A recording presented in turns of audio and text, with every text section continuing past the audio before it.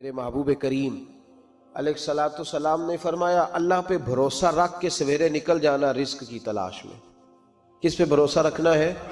نکلنا تمہارے ذمے ہے، یہ نہ کہنا کہ گھر بیٹھوں گا تو یہی آئے گا، نکلنا تمہاری ذمہ داری ہے، جتنی ذمہ داری ہے وہ پوری کرنا۔ اللہ پہ بھروسہ کر کے نکل جانا تمہاری ذمہ داری ہے، رب کا ذمہ ہے تمہیں رزق دینا، وہ ضرور تمہیں رزق پہنچائے گا۔ یا رسول اللہ صلی اللہ علیہ وسلم کس طرح پہنچے گا؟ تو ذرا حضور کے لفظوں کا حسن بھی دیکھیے۔ نبی پاک صلی اللہ علیہ وسلم نے فرمایا جس طرح موت تمہیں ڈھونڈ لیتی ہے نا کہ تم کہاں موجود ہو، جب وقت آتا ہے تو انسان پاکستان میں ہو تب بھی آ جاتا ہے، جدہ میں ہو تب بھی آ جاتا ہے، مکہ میں ہو یا مدینہ طیبہ میں وقت پھر بھی آ جاتا ہے۔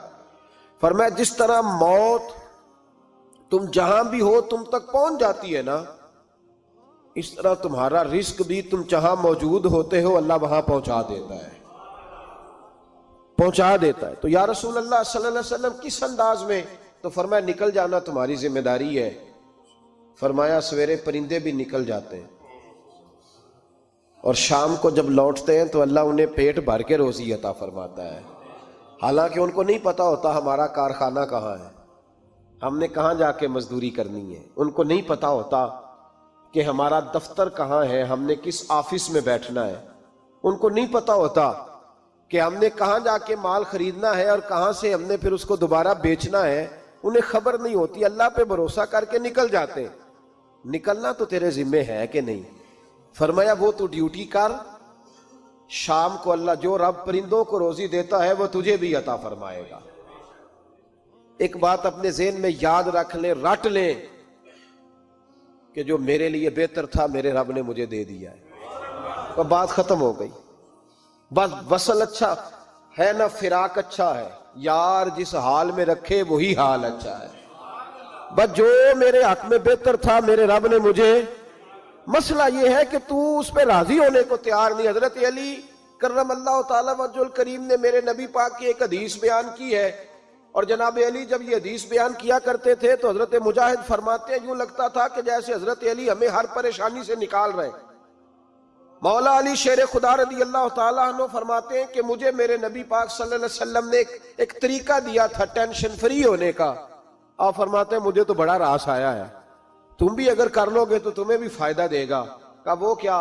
حضرت علی کہنے لگے محبوب علیہ السلام نے فرمایا تھا لوگو تم اللہ کے دیے ہوئے تھوڑے رزق پہ راضی ہو جاؤ، وہ تمہاری تھوڑی عبادت سے تم سے راضی ہو جایا کرے گا۔ بس تم 2 نفل بھی پڑھو گے تو اللہ راضی ہو جائے گا، تم 1 رکوع بھی سویرے اٹھ کے پڑھو گے تو وہ راضی ہو جائے گا، وہ تمہارے 313 درود شریف سے راضی ہو جائے گا، تم اس کے دیے ہوئے تھوڑے رزق سے راضی ہو جاؤ۔ ٹینشن اس لیے ہوتی ہے کہ ہم راضی نہیں جو اس نے ہمیں دیا ہے۔ وہ حل میں مزید کی جو دوڑ ہے نا، حل میں مزید کی، بے قدرہ کچھ قدر نہ جاتی، کیتی خوب تسلی ہو، دنیا دار پجاری زردے، کتیاں دے گل ٹلی ہو، بک بک روشن اکھیاں تکیو ویکھ حویلی کلی ہو، تے کوچ نصیر اساں جد کیتی پہ جانی تھر تھلی ہو۔ تو یاد رکھیں یہ جو ہے نا مصیبت کے مال آ کیوں نہیں رہا، وہ سامنے والا پلاٹ میرے گھر کے سامنے ہے گھر کے سامنے، پر رجسٹری میرے نام کیوں نہیں؟ یہ مصیبت سانس نہیں لینے دیتی۔ موٹر سائیکل کھڑی کرتا ہے نا جب آ کے دکان سے روٹی کھانے آتا ہے، دفتر سے گھر آتا ہے، کاروبار سے آتا ہے، تو جہاں موٹر سائیکل کھڑی کرتا ہے وہ ٹینشن بڑی ہے کہ کبھی میری ہو جائے نا یہ والی جگہ بھی، تو میں یہاں بھی بورڈ لگاؤں اپنے نام۔ اس نے مالی پریشانی پیدا کی۔ تو جس حال میں ہے، کیونکہ تو نے اپنا یہ حال خود نہیں بنایا، جس نے بنایا ہے وہ بڑا بہتر جانتا تھا کہ تو اسی حال میں اسے اچھا لگتا ہے۔ تو اسے اسی حال میں، ایک بزرگ تھے تو ان کی طبیعت بڑی علیل ہو گئی، بیمار ہو گئے، تو اللہ نے آزمائش دی تو کیڑے پڑ گئے وجود میں۔ ایک کیڑا یہاں سے کھا رہا تھا، اللہ والے بڑے راضی رہتے ہیں اس کی رضا پہ، تو کیڑا یہاں کھا رہا تھا تو نیچے گر گیا، تو بابا جی نے اٹھا کے پھر وہاں رکھ لیا، کہنے لگے جب اس نے تیری ڈیوٹی مجھے کھانے کی لگائی ہے تو میں اس بات پہ راضی ہوں، تو نیچے کیوں گرتا ہے؟ بس ٹھیک ہے کھا، جب اس نے تجھے ڈیوٹی جو تیری لگائی ہے۔ سالبہ بن عبد الرحمن ایک صحابی تھے، سالبہ غالباً، نبی پاک صلی اللہ علیہ وسلم کی خدمت میں آئے، کہنے لگے یا رسول اللہ صلی اللہ علیہ وسلم غربت بڑی ہے، میرے لیے دعا کریں اللہ زیادہ مال دے۔ تو محبوب صلی اللہ علیہ وسلم نے فرمایا تو جس حال میں اچھا ہے وہ تیرے لیے بہتر ہے، جس میں تو ہے وہی حال تیرے لیے، فرمایا تو جس حال میں ہے نا وہ حال تیرے لیے بہتر ہے، اسی میں رہ۔ کہ نہیں حضور دعا کرے، فرمایا سال بعد تو باز آ جا، حضور دعا کرے، فرمایا تو باز آ جا، 2-3 دفعہ کہا، ضد کی، محبوب نے فرمایا جا پھر اللہ تجھے زیادہ پیسے دے گا۔ چند بکریاں خریدی، اتنی برکت ہوئی کہ بکریوں کے ریوڑ بن گئے، پھر کچھ بکریاں بیچ کے گائے خرید لی، ان کے بھی ریوڑ ہو گئے، پھر کچھ اونٹ اونٹنیاں لے لی، ریوڑ ہی ریوڑ۔ پہلے 5 وقت مسجد میں آتے تھے، اب فجر اور عشاء رہ گئی۔ پھر مال زیادہ ہوا تو مدینے شہر میں کوئی جگہ ہی نہیں، مدینے سے باہر حویلی خریدی، پھر جمعہ ہی رہ گیا، جمعے کے جمعے آتے۔ زکوٰۃ کا حکم آیا، میرے نبی کریم علیہ السلام نے حضرت ابو ہریرہ کو بھیجا، فرمایا جا اسے کہہ تیری زکوٰۃ بنتی ہے 2.5%۔ سالبہ کے پاس حضور نے پیغام بھیجا، پہلے تو کہا تیرے لیے بہتر نہیں مال، جب اصرار کیا تو بڑی برکت ہو گئی، بڑا آیا تو فرمایا زکوٰۃ دے، 2.5% زکوٰۃ ہے۔ اب جب سوچا کہ 5 اونٹوں پہ ایک بکری جائے گی اور بڑا سارا مجھے دینا پڑے گا، اب جب غور کیا تو یہ تو نہ کہا کہ میں نہیں دیتا۔ حضرت ابو ہریرہ سے کہنے لگے نبی کریم علیہ السلام کی خدمت میں عرض کرنا کہ میں خود آؤں گا۔ حضرت ابو ہریرہ نے آ کے عرض کی یا رسول اللہ صلی اللہ تعالی علیہ وسلم، حضور وہ کہتے تھے میں خود آؤں گا، تو کہتے ہیں محبوب نے ٹھنڈی سانس لی، فرمایا اسے کہا تھا کہ تیرے لیے مال بہتر نہیں، اب ہلاک ہو گیا، ہائے افسوس ہلاک ہو گیا۔ ان کو بھی تھوڑی دیر کے بعد احساس ہوا کہ یہ میں نے کیا کیا، نبی پاک کوئی کہہ دیا نہیں ہے، حضور کو کہہ دیا بعد میں آؤں گا۔ اب دوڑے آئے، عرض کی حضور میں سارا کچھ لے کے آیا ہوں، قبول کر لیں۔ محبوب نے فرمایا گویا بلال حبشی کی خشک کھجور بھی قبول ہے، اور صہیب رومی ایک اٹی بان کی لائے تو وہ بھی قبول ہے، اور عمار بن یاسر اور مصعب بن عمیر اگر 2 دینار دے جائیں اور کوئی پرانا جوڑا کسی سپاہی کے لیے چھوڑ جائے تو وہ بھی قبول ہے، لیکن تو اپنا لاکھوں لے کے چلا جا، تیرا کوئی نہیں قبول، معاف کر دیں۔ فرمایا جا معاف کیا، پر پیسے لے کے نہ آنا۔ اگلے سال پھر آئے، بندے ہوئے ہاتھ ہیں، محبوبہ میں دولت کا کیا کروں گا، آگ لگانی ہے، قبول کر لیں۔ فرمایا تو لے جا، تیرا نہیں قبول، گرا جو ان کی نگاہ سے وہ سنبھل نہیں سکتا۔ حضور نے وصال ظاہری کیا تو جناب صدیق اکبر کے پاس آئے، لاکھوں کا مال، ابو بکر قبول کر لو، تو جناب صدیق اکبر کہنے لگے اس کا کر لوں جس کا نبی نے نہیں کیا، چل جا کوئی نہیں چاہیے۔ حضرت عمر کے زمانے میں قحط پڑ گیا، بارشیں نہیں ہوتی، غلہ نہیں ملتا، حالات خراب ہے، مالی طور پہ بحران آ گیا، غربتیں، مجبوریاں، تکلیفیں، آ کے روئے، عمر میرا قبول کر لو، مجھے معافی تو مل گئی تھی نا۔ فرمایا معافی اپنی جگہ پہ، پر جس کا مصطفیٰ نے قبول نہیں کیا۔ بہت سارے لوگوں کو پتہ ہی نہیں کہ ان کا قبول ہی نہیں ہوا، اور وہ الجھے ہوئے، انہیں خبر ہی نہیں کہ اصل بات کیا ہے۔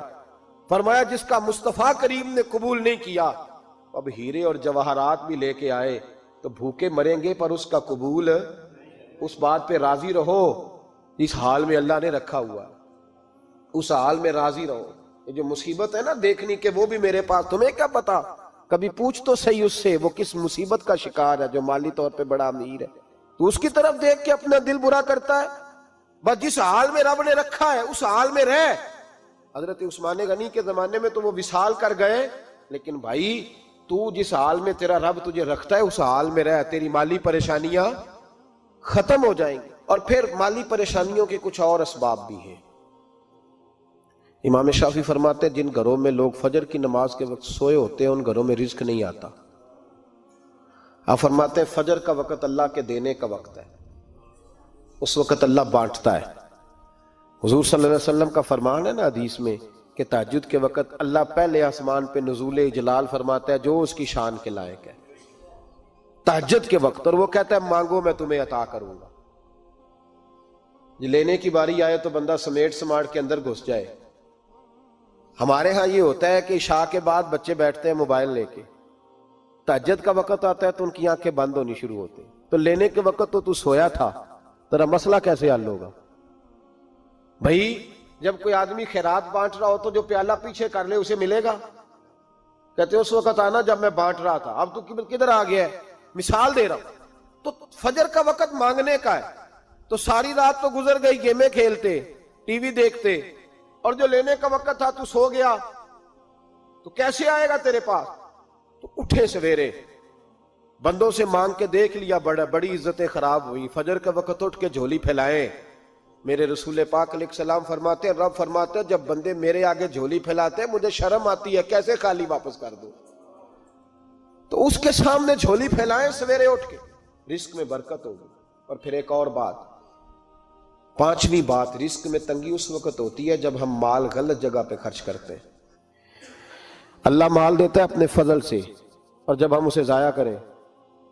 مثال دیتا ہوں, میرے پاس ایک شخص نے آ کے کہا حضرت جی بچی کی شادی ہے, یا میرا گھر میں کوئی بیمار ہے, یا بڑی آزمائش ہے, 10,000 کی ضرورت ہے. میں نے تھما دیا اس کو.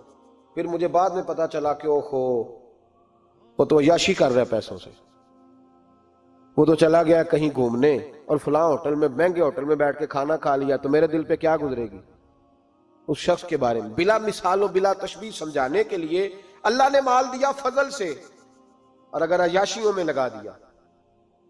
صوفیاء فرماتے ہیں کہ اگر ایک دھیلا تو حرام جگہ پہ خرچ کرے نا, ایک دھیلا, تو 1,00,000 دینار کی برکت تیرے گھر سے اٹھ جاتی ہے. ایک دھیلا حرام جگہ پہ. یہ جو گویوں پہ پیسے پھینکتے ہو حلال ہے؟ چلیں بینڈ باجا تو شادی پہ آپ نے اپنی مرضی سے بند کرنا ہے یا بجانا ہے, لیکن گویوں پہ جو پیسے پھینکتے ہو جائز ہے؟ بولے. تو وہ پھر کہتے روتے ہیں بعد میں لوگ کہ پتہ نہیں کیا ہوا, شادی کے بعد پیچھے پیچھے آئے. تو میں نے کہا شادی کے بعد اس لیے پیچھے پیچھے ہاتھ ہو گیا کہ شرابیں بڑی پی گئی شادی پہ, تباہی بڑی اتری, تو پھر اللہ کی رحمت ناراض ہو گئی. اور اس پر میں قرآن مجید کی آیت پڑھتا ہوں, رب فرماتا ہے وَمَنْ أَعْرَضَ عَنْ ذِكْرِي فَإِنَّ لَهُ مَعِيشَةً ضَنْكًا. بڑی سخت آیت. وَمَنْ أَعْرَضَ عَنْ ذِكْرِي, فرمایا جب تو میرے تذکرے سے, میرے ذکر سے منہ پھیر لیتا ہے, فَإِنَّ لَهُ مَعِيشَةً ضَنْكًا, تو میں تیری معیشت کو, تیرے رزق کو تنگ کر دیتا ہوں. کہ تیری زندگانی تنگ ہوتی, اور جس کی زندگی اللہ تنگ کرے اس کی کوئی کھول سکتا ہے؟ کہتے ہیں بڑی جگہوں پہ گیا ہوں, بڑی پھوکے مروائی, بڑے دم کرائے, حالات صحیح نہیں ہوتے, تو مسجد آ کے توبہ کر. وہ کہہ رہا فَإِنَّ لَهُ مَعِيشَةً ضَنْكًا. اعلان ہے قرآن پاک کا کہ جب تو میرے ذکر سے منہ پھیرے گا, روٹی میری کھائے اور پیسے لے کے عیاشی کرے, مسجد آئی نہ. حکم تو یہ ہے کہ جتنی جتنی نعمت بڑھتی جائے سجدے بڑھنے چاہیے, لیکن ہم لوگ سجدے کم کرتے جاتے ہیں, فرض نماز بھی نہیں پڑھتے, پھر رزق تنگ ہوتا ہے, پھر اللہ کے عدل کا نظام چلتا ہے, پھر خرابی ہوتی. اس لیے یاد رکھیں قرآن مجید نے حکم دے دیا کہ اگر چاہتے ہو کہ رزق میں برکت ہو تو پھر رزق دینے والے کے آگے جھک جاؤ, پھر رزق دینے والے کے آگے جھکو. تو مالی پریشانی کا بہت بڑا سبب یہ ہے کہ ہم مسجد کی طرف نہیں آتے, دین کی طرف نہیں آتے, پیسہ ناجائز جگہ پہ خرچ ہوتا ہے. غوث اعظم رضی اللہ تعالیٰ عنہ کی خدمت میں ایک شخص آیا, اس نے کہا حضور بڑی تجارت کرتا ہوں, کام نہیں چلتا. فرمانے لگے اب تو اللہ سے تجارت شروع کر دے. کیا مطلب؟ فرمانے لگے 10 کمائے تو ایک اللہ کے رستے میں دے, رب کریم اس کے بدلے میں تجھے 70 عطا فرمائے گا. اس نے کہا حضور اس طرح کروں؟ فرمایا تو یہ کر کے دیکھ, عبد القادر جیلانی وعدہ کرتا ہے اللہ تیری مدد کرے گا. غلام کہتے ہیں وہ 6 مہینے کے بعد آیا. پہلے جب آیا تھا تو پیدل آیا تھا, 6 ماہ کے بعد آیا تو 6 اونٹ تھے اس کے پاس, اور آ کے حاضر ہوا تو کہنے لگا حضور زندگی پتہ نہیں کہاں گزار دی, کاروبار کا تو مزہ ہی اب آیا ہے, اب مزہ آیا ہے کاروبار کرنے کا, اب مزہ آیا ہے. کہ 10 میں سے 1 دیتا ہوں, پتہ نہیں کتنا مہربان ہے. اور یہ آیت ہے وَيَرْزُقْهُ مِنْ حَيْثُ لَا يَحْتَسِبُ, تجھے وہاں سے دے گا کہ تیرا کبھی گمان بھی نہیں گیا ہوگا. روحانی معاملات کو بھی ضرور شامل حال رکھیں, اور مال مانگے اس سے جو بے حساب دیتا ہے, دنیا داروں سے نہیں مانگے, اس سے مانگیں جو دیتا ہے تو پھر بے حساب ہی دیتا ہے. دعا کرتا ہوں اللہ ہر گھر میں برکت پیدا کر دے, ہر گھر میں فضل کر دے. آخر دعوانا ان الحمدللہ.